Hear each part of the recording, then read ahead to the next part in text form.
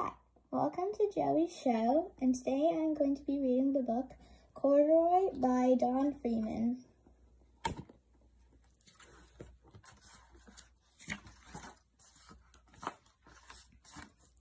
Corduroy is a bear who once lived in the toy department of a big store.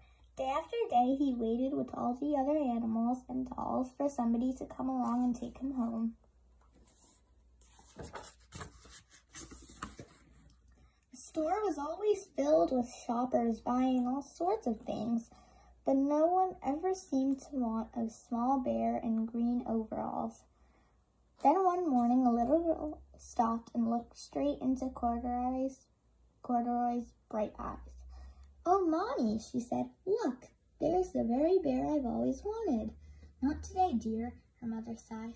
"I've spent too much already. Besides, he doesn't look new. He's lost a button to one of his shoulder straps."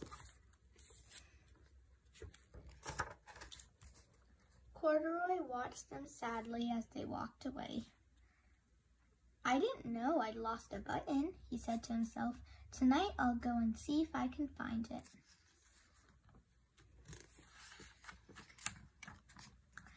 Late that evening, when all the shoppers had gone and the doors were shut and locked, Corduroy climbed carefully down from his shelf and began searching everywhere on the floor for his lost button. Suddenly, he felt the floor moving under him. Quite by accident, he'd stepped on an escalator, and up he went. Could this be a mountain, he wondered. I think I've always wanted to climb a mountain. He stepped off the escalator as it reached the next floor, and there, before his eyes, was a most amazing sight. Tables and chairs and lamps and sofas and rows of beds. "This must be a palace," Corduroy gasped. "I guess I've always wanted to live in a palace." He wandered around, admiring the furniture. "This must be a bed," he said. "I've always wanted to sleep in a bed." And up he crawled onto a large, thick mattress. All at once he saw something small and round. "Why, here's my button!" he cried, and he tried to pick it up. But like all the other buttons on the mattress, it was tied down tight. He yanked and pulled with both paws until pop! Off came the button, and off the mattress Corduroy toppled. Bang! Into a tall floor lamp. It fell with a crash.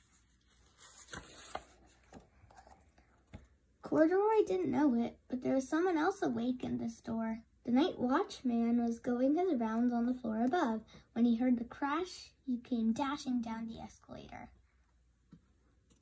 "Now who in the world did that?" he exclaimed. "Somebody must be hiding around here."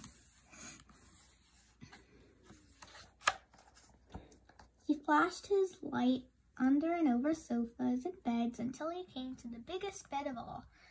And there he saw two fuzzy brown ears sticking up from under the cover.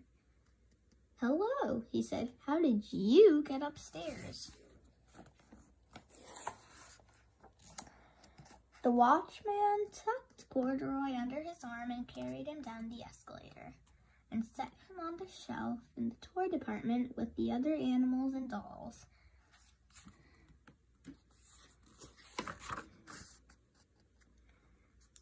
Corduroy was just waking up when the first customers came into the store in the morning. And there, looking at him with a wide, warm smile, was the same little girl he'd only seen the day before. "I'm Lisa," she said, "and you're going to be my very own bear. Last night I counted what I saved in my piggy bank, and my mother said I could bring you home."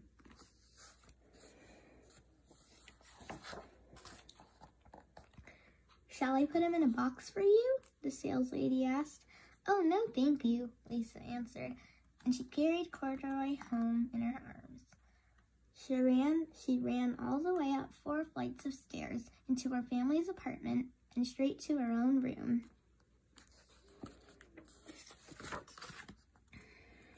Corduroy blinked. There was a chair and a chest of drawers, and alongside a girl-sized bed stood a little bed just the right size for him.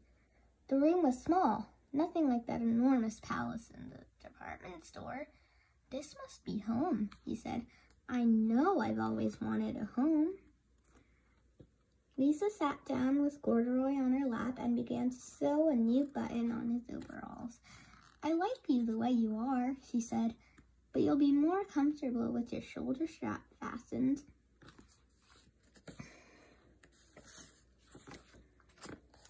"You must be a friend," said Corduroy. "I've always wanted a friend." "Me too," said Lisa, and gave him a big hug.